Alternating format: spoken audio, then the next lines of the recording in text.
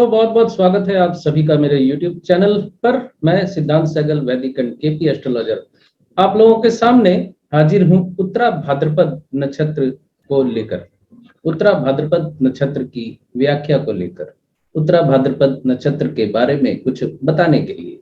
27 नक्षत्रों की श्रृंखला में उत्तरा भाद्रपद नक्षत्र 26वां नक्षत्र होता है और उत्तरा भाद्रपद नक्षत्र के चारों चरण मीन राशि में पाए जाते हैं। ये नक्षत्र जातक के आवेश को, उतावलेपन को नियंत्रित करने की अदम्य शक्ति रखता है। इस नक्षत्र को यात्रा, भ्रमण, पर्यटन के साथ जोड़ सकते हैं तथा भौतिकतावादी सोच की अपेक्षा इन जातकों का मानसिक धरातल आध्यात्मिक और दार्शनिक अधिक होता है।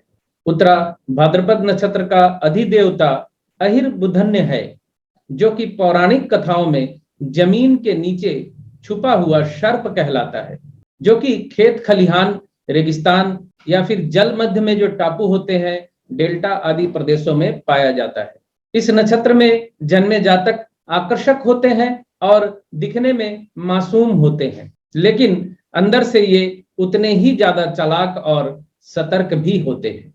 इनकी दृष्टि में चुंबकीय शक्ति होती है। डिप्लोमेटिक नेचर में यानी कूटनीति में ऐसे जातक बहुत सफल रहते हैं। उत्तरा भाद्रपद नक्षत्र को बहुत ही भाग्यशाली नक्षत्र माना जाता है। शास्त्रों के अनुसार चारपाई के पिछले हिस्से यानी चारपाई के पिछले दो पाए जो होते हैं, पिछले हिस्से को उत्तरा भाद्रपद नक्षत्र के प्रतीक चिन्ह के रूप में माना जाता है और ये चारपाई कोई साधारण चारपाई ना होकर सब को रखने के लिए प्रयोग की जाने वाली चारपाई होती है। इसका वर्णन पिछले नक्षत्र में यानी पूर्वा भाद्रपद नक्षत्र में भी किया गया है तथा उसी चारपाई का पिछला भाग उत्तरा भाद्रपद नक्षत्र में पड़ता है।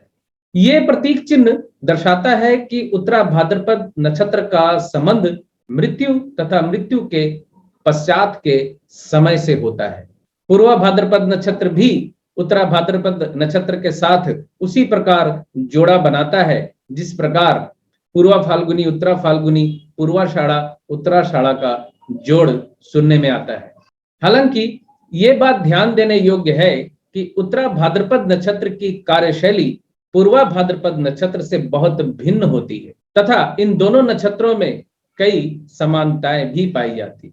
ज्योतिष शास्त्र के अनुसार कुंडली मारे हुए सर्प को इस नक्षत्र के प्रतीक चिन्ह के रूप में तो मानते ही हैं, इसके साथ ही सर्प को मनुष्य की रीढ़ की हड्डी में पाई जाने वाली कुंडलिनी शक्ति के रूप में भी चित्रित किया गया है, जो कि मानसिक ऊर्जा का बहुत शक्तिशाली स्रोत माना जाता है तथा इस कुंडलिनी का जागृत होना मनुष्य के अलौकिक संसार से जुड़ने की प्रक्रिया में बहुत महत्वपूर्ण चरण माना जाता है। इसलिए उत्तरा भाद्रपद नक्षत्र का अलौकिक संसार से या परा मनोविज्ञान से एक विशेष संबंध माना जाता है तथा इस नक्षत्र में जन्म लिए हुए जातकों का अलौकिक या पराविज्ञान के प्रति झुकाव न्यूनतम स्तर से उच्चतम स्तर तक जा सकता है।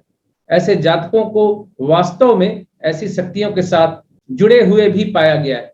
इस नक्षत्र का, जैसा कि मैं बता चुका हूं, अधिदेवता अहिर्बुधन्य को माना जाता है। ठीक उसी प्रकार शास्त्रों के अनुसार अहिर्बुधन्य को नाग देवता माना जाता है, जो पृथ्वी के तल में रहते हैं।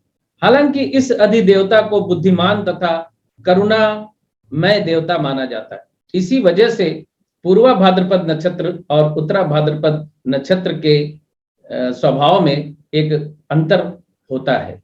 जैसे पूर्वा भाद्रपद नक्षत्र हिंसक स्वभाव के होते हैं, उत्तरा भाद्रपद नक्षत्र के जातक उतने हिंसक स्वभाव के नहीं होते। लेकिन उत्तरा भाद्रपद नक्षत्र में जन्मे जातकों के स्वभाव का अनुमान लगाना बहुत कठिन होता है। इस नक्षत्र में जन्मे जातक अपनी ऊर्जा का, अपनी ताकत का उपयोग सकारात्मक तरीके से अर्थात समाज निर्माण, समाज की भलाई के लिए करते हैं, जबकि पूर्वा भाद्रपद नक्षत्र में जन्मे जातक इस नक्षत्र से मिली ऊर्जा का प्रयोग नकारात्मक तरीके से हिंसा और विनाश के लिए भी कर सकते हैं। ये अंतर है पूर्वा भाद्रपद नक्षत्र और उत्तरा भाद्रपद नक्षत्र में। ज्योतिष शास्त्र के अनुसार भगवान शिव को उत्तरा भाद्रपद नक्षत्र का अंतिम अधिपति देवता माना जाता है।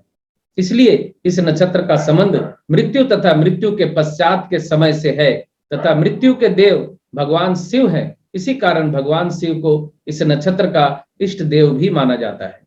हालांकि पूर्वा भाद्रपद नक्षत्र का संबंध भी भगवान शिव से ही जोड़ा गया है, लेकिन उत्तरा भाद्रपद नक्षत्र में जन्मे जातक का भगवान शिव से जो संबंध बन रहा है वो भगवान शिव के नम्र तथा दयालु रूप से बनता है। यानी भगवान शिव का प्रभुत्व दोनों नक्षत्रों पे अलग अलग पड़ता है। उत्तरा भाद्रपद नक्षत्र का लॉर्ड शनि होता है और इस नक्षत्र पर शनि का प्रभाव होने की वजह से शनि की विशेषताएं धीरज, सहनशीलता, दृढ़ता तथा लक्ष्य को पाना तथा उस सफलता का आनंद उठाना, ऐसा स्वभाव इस नक्षत्र में जन्मे जातकों के अंदर पाया जाता है। ज्योतिष शास्त्र के अनुसार शनि देव इस नक्षत्र में अपना सर्वश्रेष्ठ प्रदर्शन करते हैं, जबकि पुष्या नक्षत्र और अनुराधा नक्षत्र जैसे शुभ नक्षत्र भी शनि देव के प्रभाव में ही आते हैं। ज्योतिष शास्त्र के अनुसार उत्तरा भाद्रपद नक्षत्र पर शनि का नम्र तथा परोपकारी प्रभाव ज्यादा है। इसलिए इस नक्षत्र में जन्मे हुए जातक परोपकारी, निस्वार्थ सेवा भाव और दूसरों के कल्याण हेतु कार्यरत रहते हैं। क्योंकि उत्तरा भाद्रपद नक्षत्र के चारों चरण बृहस्पति के अधीन आने वाली राशि मीन में आते हैं, इसलिए गुरुदेव बृहस्पति का प्रभाव इस नक्षत्र पे विशेष रूप से पड़ता है। इसीलिए उत्तरा भाद्रपद नक्षत्र में जन्मे हुए जातक बुद्धिमान भी होते हैं। मीन राशि अच्छे कर्मों के प्रति निष्ठा, मृत्यु के पश्चात जीवन तथा आत्मज्ञान को चित्रित करती है। उत्तरा भाद्रपद नक्षत्र में जन्मे जातक साधारण बुद्धिमान से असाधारण बुद्धिमता तक के भी धनी हो सकते हैं और ऐसा गुरु के प्रभाव की वजह से होता है। यानी गुरु का प्रभाव इस वजह से होता है कि उत्तरा भाद्रपद नक्षत्र के चारों चरण मीन राशि में पाए जाते हैं। मैंने इस बात को दोहरा इसलिए दिया, कहीं आप ये ना समझें कि गुरु की दृष्टि पड़ेगी तो शायद असफल होगा। इस नक्षत्र में जन्मे जातक अपने आप को किसी भी स्थिति में ढालने में सक्षम होते हैं और स्थिति के अनुसार व्यवहार करते हैं। इस नक्षत्र में जन्मे जातक अपनी बुद्धिमत्ता तथा सहनशीलता के कारण समाज में सम्मान प्राप्त करते हैं और अधिकतर लोग इनकी संगति में रहना इसलिए भी पसंद करते हैं ताकि वे इन जातकों से सही समय पर सलाह और मदद प्राप्त कर सकें। और इस नक्षत्र में जन्मे जातक ऐसा करते भी हैं। उत्तरा भाद्रपद नक्षत्र में जन्मे जातक हर काम को सुनियोजित तथा व्यवस्थित ढंग से करना पसंद करते हैं।